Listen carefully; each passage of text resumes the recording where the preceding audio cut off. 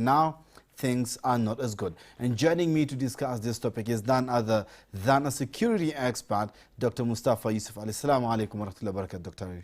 Alaikum assalam wa rahmatullahi. Dr. You're a person who wears many hats. I think I recognize you tonight from the Horn Institute. Am I correct? That's right. Thank you. Thanks so much for making time for us this evening, Dr. Dr. These two countries, they go way back and on their relationship, right, between Kenya and Somalia. And we've seen a number of benefits, mutual benefits from these two countries. Some of the statistics and facts in terms of relationship and goods for as far as trade is concerned goes back to traces back. I can see figures here from trading economics for as far as trading is concerned in terms of exports and imports between Kenya and Somalia. And it's reported that 2020, Kenya rather benefited the least over the last decade for as far as the relationship and the trade between the two countries are concerned. Dr. Before we dig deep down into the dispute that's currently ongoing, let's go back into the relationship between Kenya and Somalia.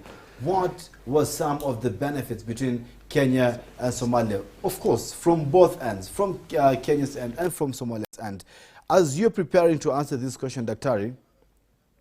just for the benefit of our viewers, I'm looking at some statistics from 2019. I'm looking at some statistics from 2019 on matters exports. Vegetables and plating materials and vegetable products profits on the Kenyan side totaled up to 12.98 million US dollars. Pharmaceutical products was 8.90 million US dollars. 41.22 million US dollars on tobacco manufacturers, tobacco substitutes, miscellaneous edible preparations was at 5.36 million US dollars. I mean, from these figures, this is just to mention by the list. From these figures, you can see that these two countries have had quite a healthy relationship over the years. And the benefit must have been more, Dr. From your experience and your expertise, Doctor, what are some of the benefits that both countries enjoyed before this dispute came into being? Doctor. Thank you, Faisal. First of all, the relationship between Kenya and Somalia is unfortunately today not as good as we should actually be having. But from a historical perspective, Kenya has had a pretty good relationship with Somalia compared to the other neighbors like Ethiopia and others. And there are many ways these two countries have benefited from this brotherly, sisterly relationship. And you've read some of the statistics on just the sheer volume of trading between these two countries. And that's what really people, the people of Kenya and the people of Somalia want. They benefit from trading with each other. Faisal, Kenya and Somalia are conjoined in the hip. And the reason for that is not just the economic aspects of it. Culturally, we have a huge, significant population of Kenyan Somalis that actually act as a bridge between Kenya and Somalia. And this huge population of Somalis, if you look at the clan relations inside Kenya and inside Somalia, you'll find the Ogaden clan of Somali. In Jubaland and in Kenya, the Darods, and all the other major clans that you have there, Hawiye and the rest. Now, religiously, you will also find that a significant Muslim population really working together with trading and engaging with the Somalis across the border. Culturally, you will find a bridge between Kenya and Somalia with a population that is, especially in the northeastern Kenya. So these two countries are very much interdependent on each other, on trade, cultural exchanges, religious interactions, and all that. And when you put all those together, in a world where the economy is globalizing, relationships are globalizing, in a region where, you know, trading between each other is one of the ways to minimize and reduce conflicts, then you realize the importance of having good or better relations between these two countries. Sheikh, interesting enough that you mentioned about the cultural aspect, religious aspect, and the trading aspect, that both countries have been benefiting from this mutual relationship, sibling relationship. So what we are witnessing right now, I hope I'm right if I describe it as a friendly fire internally, correct? Between Kenya and Somalia? Yeah, I think what you're having today is kind of a diplomatic spat. Okay. Unnecessary diplomatic tension that for all intents and purposes was instigated from Mogadishu. If you look at the IGAD report that IGAD has produced at the request of Somalia to actually ask for fact-finding mission, you find that Kenya being absolved from all those claims by Somalia. And when Somalia cut diplomatic ties with Kenya, Kenya did not respond to the manner in which that information was communicated to Nairobi, because I believe the foreign policy practitioners at the Ministry of Foreign Affairs did not see any reason to respond to such kind of a diplomatic spat, which is petty. Interesting. And we're going to get into details. But first, before we get into that, Doctor, we saw the relationship between Kenya and Somalia starting getting a little bit messy over the maritime border dispute way back in 2019, where they were both claiming ownership, right, to the island. Dr. Before that, was there any feuds from your experience into the field? Was there any spot or dispute between these two countries, and where exactly did the race started beating us? Because I mean, for as far as we can remember, for as far as we can recall, this relationship has been quite strong to an extent. The election and even the swearing in of the president of Somalia at some point was done in this country, right? So the relationship was quite strong over a period of time. But when exactly did the rain started beating the relationship of these two countries? Yeah, Faisal, if you look at the relations between Somalia over the years, first of all, initially it was excellent when Kenya gained independence. I think the relation between these two countries were okay. There were political issues in what was then called the NFD, the Northern Frontier District, where there was a referendum. And then relationship, you know, soured. There was the Shifter War around that immediately after independence that went on. This soured relationship between Kenya and Somalia. But that was corrected later on by the president of Somalia and Kenya. And so the relationship between these two countries actually improved. That was between state actors. Moved down to 1991, the regime of Siad Barre was taken out, and Siad Barre escaped through Kenya. 1991. Exactly. Then when the Siad Barre's government was overthrown, what happened in Somalia was a bloody mess. There was a huge massacre between clans inside Somalia. Kenya received number of refugees that you see today in Dadaab, in Kakuma. In fact, some of those refugees that passed through Kenya and Dadaab became one of the largest refugees camps in the world. People like Ilhan Omar and many others that actually, some of them were either passed through the Dadaab refugee camp or were born at the Dadaab refugee camp and other refugee camps in Kenya. Kenya welcomed the refugees and took care of them, of course, with the help of the international community. And Kenya tried to assist in ending the bloodletting in Somalia. But the warlords were too much. The UN came in, US tried, failed, Pakistan came in also. You know, it was very challenging till the warlords were swept out of power by the Islamic Courts Union. Then Ethiopia came in and took out the Islamic Courts Union, which had actually stabilized Somalia for about 6 months.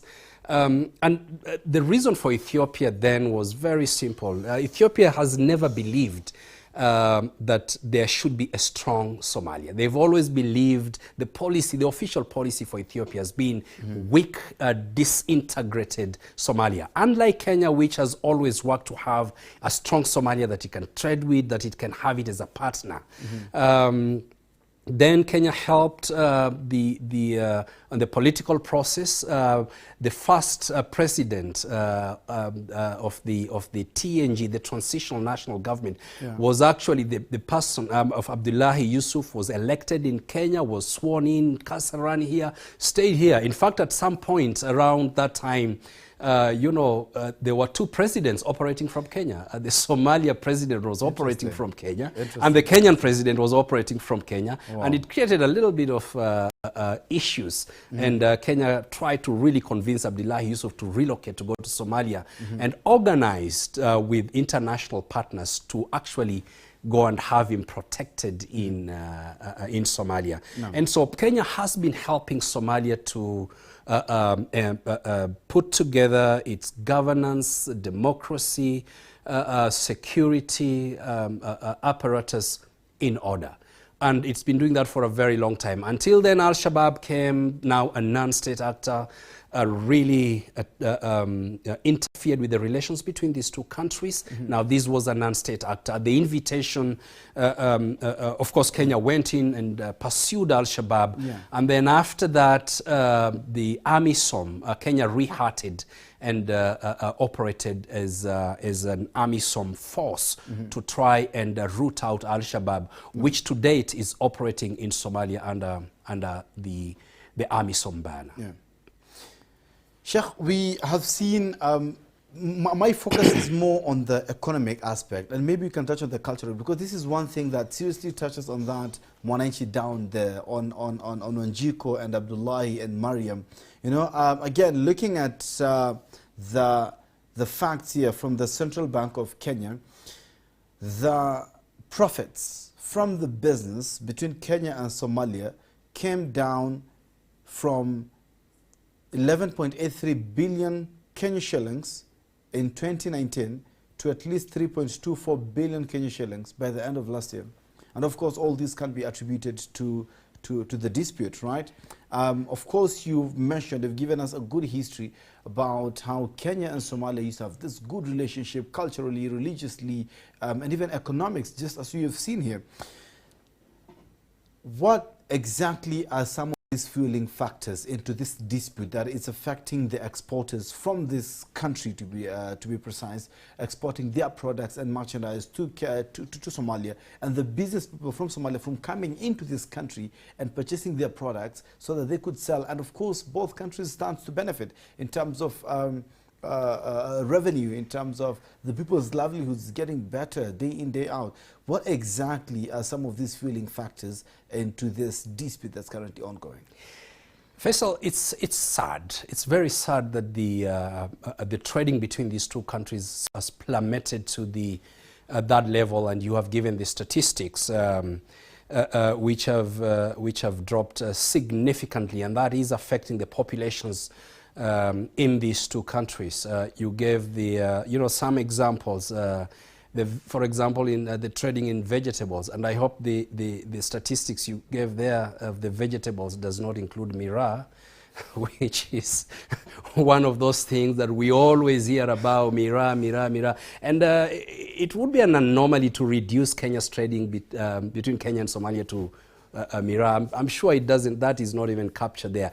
But the trading outside of this product is immense. Now, the problem here, Faisal, is not economic. It is political. It is political. It is because of bad politics and bad decisions that has affected the economic sector.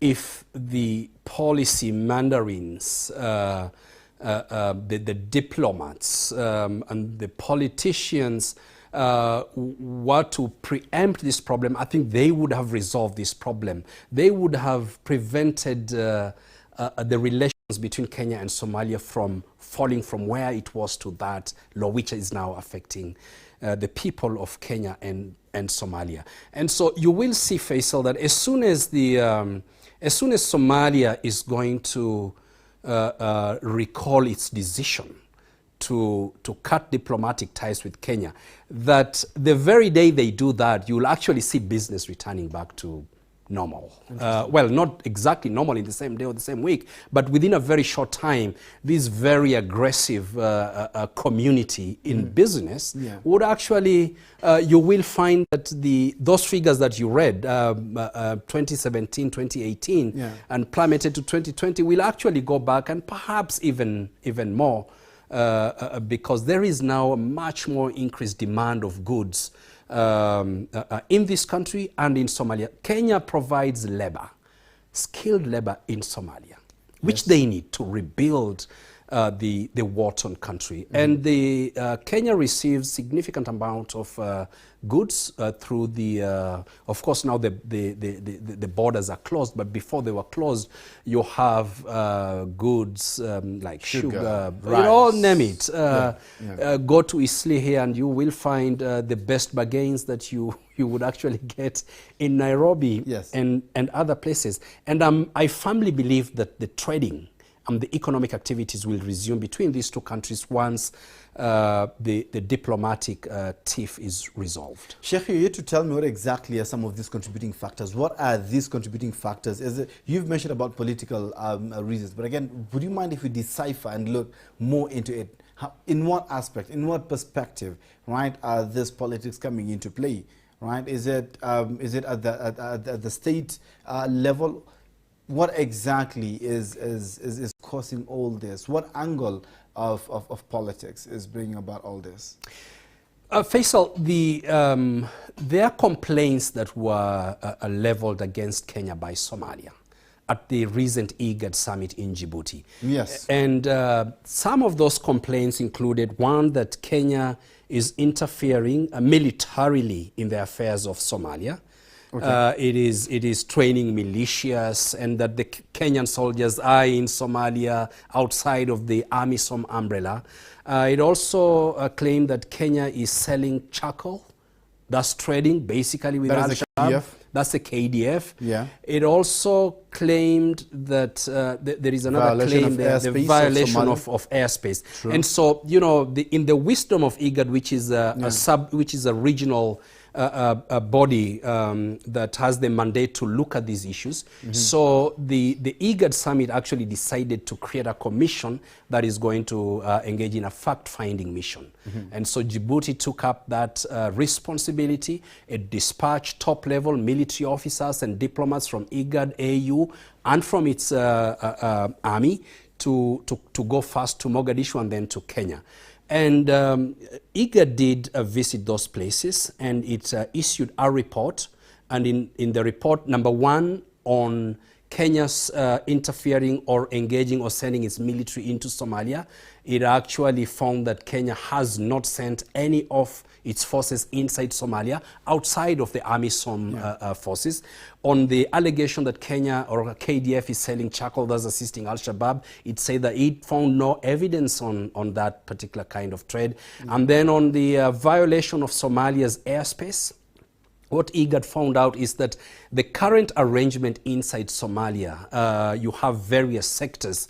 There is need to consult, but that there are times that, you know, an aircraft can fly into Kismayu, particularly when it's on the security operations or support for the security operations that are ongoing inside Somalia with regard to Al-Shabaab. So basically, IGAD absolved Kenya from all those allegations, and Somalia was not happy with that. In fact, it trashed the report that IGAD provided, which ironically it was Somalia government that actually requested IGAD to establish the fact-finding mission. Now that soured the relationship even further between Kenya and Somalia.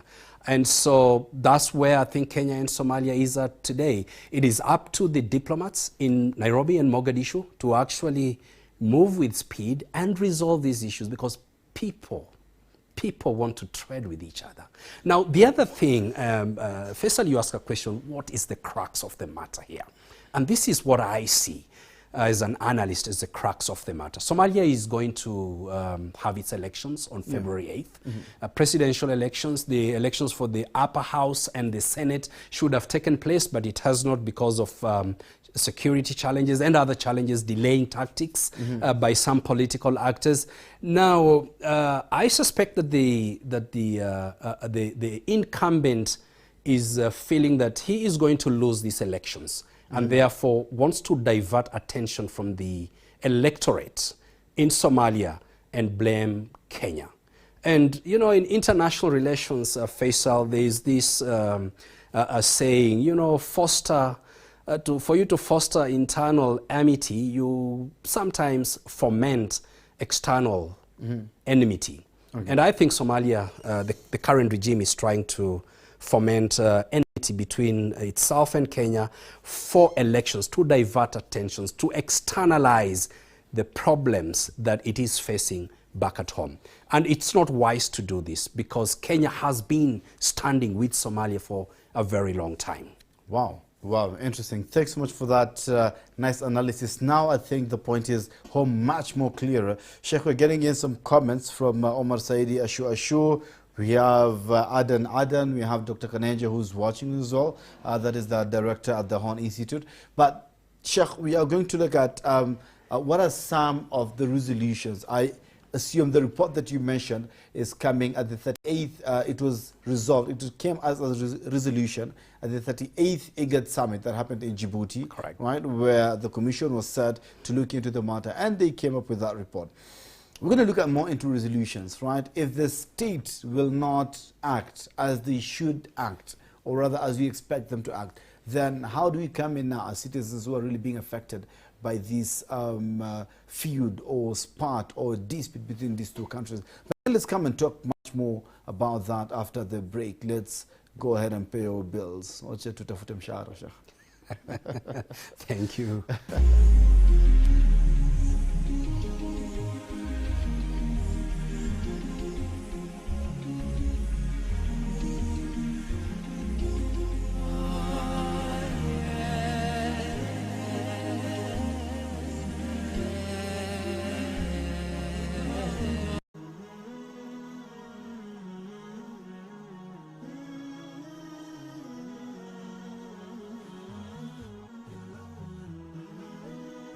Horizon TV, the beacon for the nation.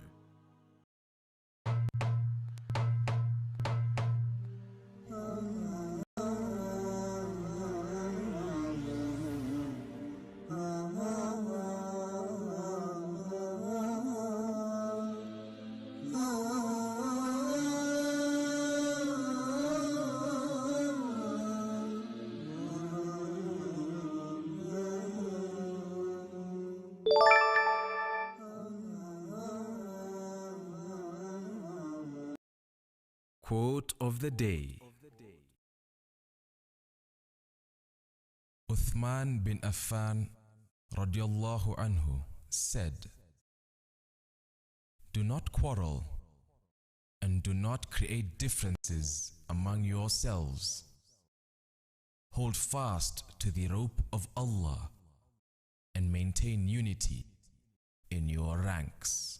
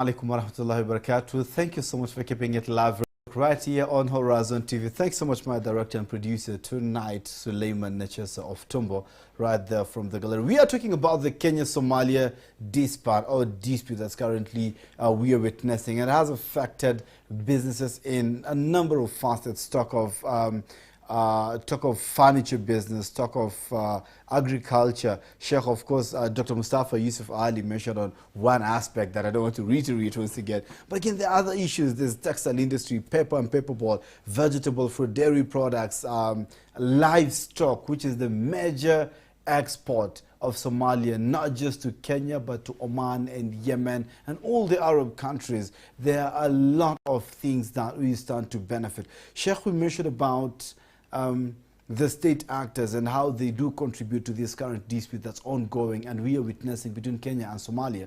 But I'm sure there are non-state actors who can do things to try and resolve this current dispute, because we are affected most.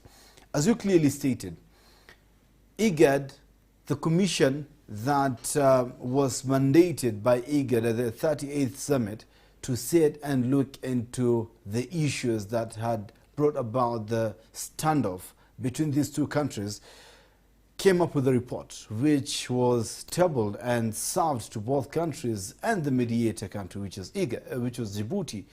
And one of the countries just rubbished the report, which I don't know how to interpret this, but from where I'm sitting, from a layman's perspective, it's like they're not willing to end this feud and go back to terms with their counterpart.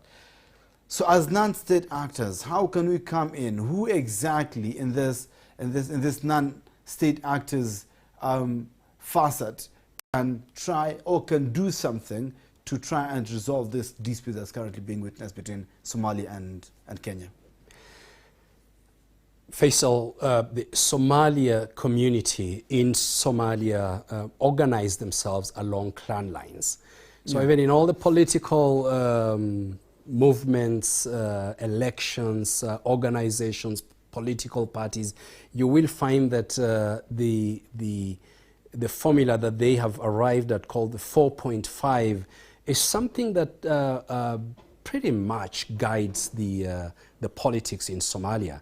There are many scholars who have issues with the clannish manner in which a modern society should be organized. I think it was Professor Ali Samatar who said that the future of Somalia is not and will not be assured by the current organization along clan lines. But that's where Somalia is, and perhaps what we need to do, conflict resolution practitioners, work with what they have. And it would be prudent at this point, other than the state actors, for the clan leaders to weigh in, to help in the resolution of these challenges. I'm sure the various presidents of the federal member states listen to their clan leaders. I am sure that the president of the Republic of Somalia would listen to their clan leader within the Darod clan itself. And so they need to be given that opportunity to help the politicians resolve those issues. At the end of the day, this whole part is about political competition that is ongoing. It's about the elections that is going to happen in the coming days and months. And clan leaders don't, well, they participate in the electioneering by determining who the delegates are going to be to elect the president of Somalia or the members of parliament. And so they have a good opportunity here. The religious leaders also are listened to very much in Somalia. Now, when we come to the tensions between Kenya and Somalia, when you look at these clans, the same clans that are in Somalia are in Kenya. It's the Hawiye, the Darod, the Ogaden, Digli and Merifli and the others, including the Marehans that are currently fighting in the Balad Hawa area, the 6 kilometer at the corner, the triangle in Mandera. They have their clan leaders. What are they saying? And can they help in the resolution of this conflict? It behooves also the populations to push the political leaders and say, you know, we cannot continue living in anarchy, particularly in Somalia. Somalia has been a failed state for a very long time. Kenya helped it to come out of that status. It has been a thriving state for some time. And now with the current political challenges, we can see the security is deteriorating. Al-Shabaab is collecting more taxes than the Somalia government. Al-Shabaab is occupying more territory than it did in 2016 when the current government came into power. And all these problems are going to affect children, youth, women, and the people of Somalia. And I believe that there are very serious attempts to actually deal with these issues. I want to encourage the United Nations, the Office of the United Nations Special Envoy or the SRSG, Mr. Swan, to work not just with the state actors, but also with the non-state actors, the clan leaders, the religious leaders, to try and push for a return to normalcy inside Somalia and between Kenya and Somalia. Sheikh, as you know, you kindly mentioned that Somalia has been a failed state, yeah, for a very long time, and thanks to Kenya and other countries within the East African community, in the East African region, they have tried to stabilize the operations and Somalia as a country in general. As you all know, that Somalia is in a state of war as we speak, and hence the AMISOM investing their time and the personnel, deploying the personnel within Somalia to try and bring about peace within Somalia, to help Somalia fight the Al-Shabaab militia within Somalia. So with this dispute that's currently being witnessed between Kenya and Somalia, then how does that translate to the war between the AMISOM, Kenya's Somalian government against the Al-Shabaab? In whose advantage is it likely to be, and how is it likely to play out? Any tension between these two countries that involve, that is diplomatic in nature as it is currently, any tensions and outright violent conflict between various sections of the Somali security apparatus. In this case, recently in Beled Hawa, between the Somali National Army and the Jubaland forces, is a boon for Al-Shabaab. So these two forces, which are both legitimate, the Somali National Army and the Jubaland Army, the Constitution allows the federal member state to have their own army and to control and protect their people in their state. And it also allows the National Army, the Somali National Army, to take care of certain issues, particularly when it comes to between states, challenges between states. Now, what is going on in this fighting inside Somalia is an inter-Marehan clan warfare. And this is playing out because the president is from that particular clan in Jubaland, and you have the Jubaland forces fighting one another. Now, what happens is that significant resources, Faisal, are actually overextended to fight one another instead of fighting Al-Shabaab. So these two groups that should be fighting Al-Shabaab essentially cannibalizing each other. Meanwhile, Al-Shabaab is smiling. And Al-Shabaab, as we have said a number of times, might smile all the way to Mogadishu when elections happen if the Somali National Army and the various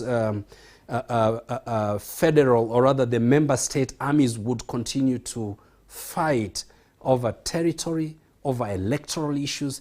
They need to have one enemy, and that enemy is Al-Shabaab, not each other.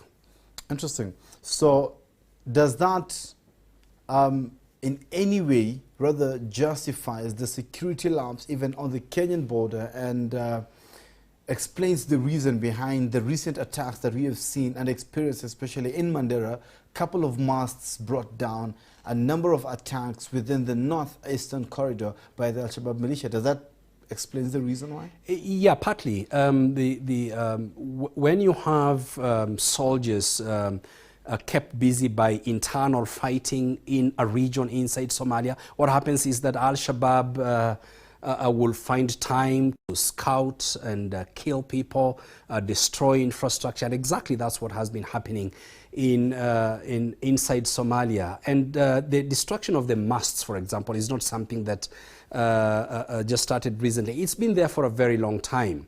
So Al-Shabaab, you know, the borders are very porous, and so Al-Shabaab takes advantage of the porosity of these borders, come into Kenya, sometimes find some kind of support from fellow clan members in Kenya, because these clan are the same people, and they attack Kenya, they attack schools, they attack government posts, and kill innocent people. This is only going to end if the Somali people are going to put their house in order. AMISOM cannot be there forever. AMISOM, in fact, is going to end its mandate in a few months' time. And what happens when AMISOM gets out of Somalia? Is it going to be free for all again? What is going to happen to this country? And I think the United Nations, IGAD, Africa Union, together with the neighboring countries, have a moral responsibility to help this country. Interesting, Sheikh. I'm just going to get a few comments from some of the reactors, and then as you're finalizing on this topic, we have Fauzia Hussein, who says following great analysis from Dr. Mustafa. And then I have interesting remarks here. One, he says Kenya has to stop supporting the Malaysian, or I suppose he meant the army of Ahmed Madobe. And then he further says it was the case of Somalia Marihan, it is the warlords and government of Somalia. Last but not least, Kenya government is supporting warlords Ahmed Madobe. Sheikh, your reaction on that? So I think Ahmed Madobe is president of Jubaland. Jubaland, yeah. That's right. I don't think he's a warlord. And the constitution in Somalia allows Ahmed Madobe as the president of Jubaland to have an army. I think. Sorry, if I'm allowed to cut you on that, one of the issues that the Somalian government raised in their complaints through the foreign minister was Kenya acknowledging the legitimacy of the Jubaland's president, which them as the federal government do not recognize. So, and you're saying that Ahmed Madobe is recognized and supposed to be having an army.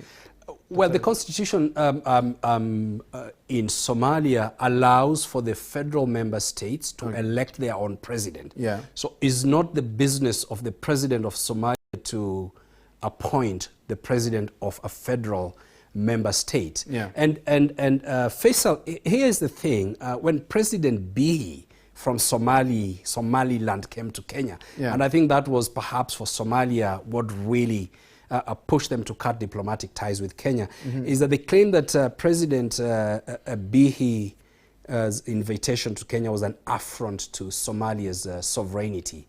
President Bihi has also been visiting other countries. He visited Ethiopia, he visited Djibouti, visited Uganda. In fact, in all those visits, he was accorded a really presidential a welcome. He really looked presidential. Wow. When Bihi came to Kenya, he never was accorded a guard of honor, so he wasn't as presidential as he looked in when he was in Uganda or Ethiopia or Djibouti. But for Somalia to select Kenya to cut diplomatic ties because President Bihi of Somaliland visited Kenya is suspicious, especially at this point. And that's why many analysts, including the elites in Somalia, believe that it's about elections. It's not about any other thing. And by the way, Faisal, the area that you have this tiff, a military tiff, is about 10 to 20 kilometers. Kenya and Somalia border is over 700 kilometers.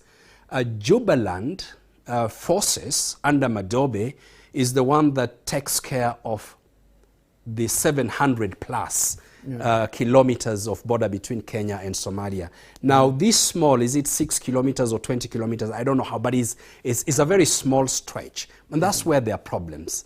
And that in itself should tell any analyst or an expert to say that the problem is not really about diplomacy or politics between these two countries. Rather, it is political inside Somalia. And what politicians often do is to externalize problems that they face at home, particularly when they're facing elections. Interesting. Sheikh, if I can just quote from the report, sorry, I keep on calling you Sheikh, but again, you're Sheikh because you have the knowledge, mashallah. Shukran, shukran. So if I can quote the report that was the fact-finding report on matters of the militia having being hosted and trained in the country, the point says, on the creation training and maintenance of Kenyan soil of an armed group under the authority of Abdirashid Janan, the Commission was able to verify that Abdirashid Janan is the Minister of Interior of the local government of Jubaland, and his troops are under the authority of army of this region. It should be recalled that during the London meeting of 17th May 2017, a Somali security architecture was adopted which maintains the armies of regions in addition to the regional police. This army has in the past recorded notable victories against Al-Shabaab alongside American forces and armies. Its men have become intruders since they were deposed by the Federal Army. Therefore, Commission can affirm that on the day of its visit, it located them inside the Somali territory to preserve the security of this defeated force. The Commission refrains from revealing their exact location. The Commission considers that these grievances, some of these are long-standing, do not appear to be sufficient to justify diplomatic separation between Kenya and Somalia. So I guess that also answers it all, right? Yeah, there it is. I think IGAD gave a very comprehensive report, and is not out of. I mean, who am I to sit here and contradict IGAD or any other investigator who has actually gone to the field and verified? And according to the report you've just read, you can see that the militia associated with Abdirashid Janan, the IGAD verifying mission actually found them to be inside Somalia and not inside Kenya, inside 30 kilometers within Kenya, as had been alluded by the Somalian government. Correct. Amazing, amazing discussion there. Moving forward, what would be your parting shot on this discussion tonight, Dr. Ari? Yeah, I think, Faisal, I said in my opening statement that Kenya and Somalia are conjoined in the hip. These are two countries that if the relations are going to be put right, the sheer amount of trading interactions between the people of Somalia and Kenya is immense and is going to translate into very visible economic gains for these two countries. If we allow conflicts to continue to define our relationship between Kenya and Somalia, then all of us are going to lose. There are people who are happy. There are people, there are states even that are happy that we are in this state, but we should not allow this. Somalia should be one of those countries with very aggressive population. Try and bring back peace and stability in their own countries.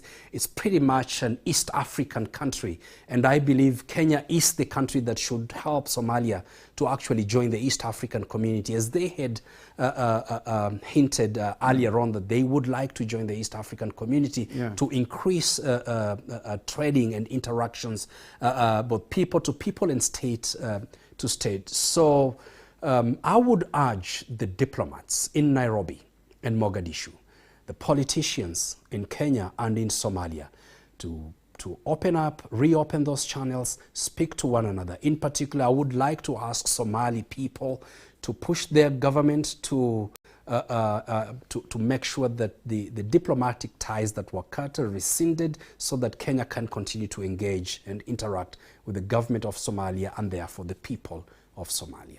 Interesting. That is all our prayers as well, because I mean, ultimately it is you who are being affected, culturally, socially, religiously, not mentioning economically. I mean, we have seen from the data and the statistics how we stand to lose if this dispute continues to play out the way it's playing out. So it is our prayer, and in case we may need to do anything, we're going to reach out to the government. In case, as the members of the fourth estate, we need to do anything, definitely we are offering our unequivocal and our support without question. Thank you so much for tuning in. My name is Faisal Kassim. Thank you so much, Dr. Mustafa Yusuf Ali, for making time for us and giving us amazing analysis on this dispute between Kenya and Somalia. Jazakallah khair, barakallah fiqh. And thank you so much for all of you for keeping us company throughout this interview. See you next week, same place, same time, as we will be tackling another topic that you would not want to miss. I've been your host, Faisal Kassim. Assalamu alaikum wa rahmatullahi wa barakatuh.